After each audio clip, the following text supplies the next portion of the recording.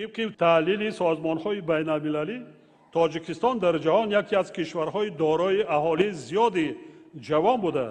سن میانه اهالی آن 22.5 سال را تشکیل می‌دهد. تمام غمخواری‌های دولت و حکومت مملکت از جمله دایر و زیاد کردن شماره مؤسسه‌های تحصیلات عالی، میانه و ابتدایی کسبی محض به جوانان آینده‌ساز وطن و جامعه نگرانیده شده است.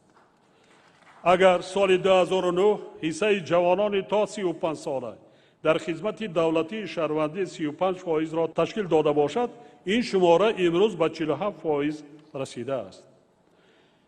با قناعتمندی اظهار می‌دارم که طی سالهای استقلالی در تاجیکستان نورسان و جوانان به کمال رسیدند که امروز ما با حس ملی و صداقت آنها به وطن، همچنین با سطح علم و دانش، آداب و اخلاق و سعی و تلاش این نسل واقعا افتخار می‌کنیم. حالا جوانان دانشمند و صاحب معرفت با ننگ ناموس، وطن دوست و وطن پرور و دلیر و غیور ما در تمام ساحه‌های حیات جامعه و دولت، از جمله در بنیاد انشاءات عظیم و تقدیرساز کشور، آبادانی وطن، حفظ ثبات و آرامی مردم و حمایه مرز و بوم تاجیکستان سهمی بسا ارزشمند گذاشته ایستادند.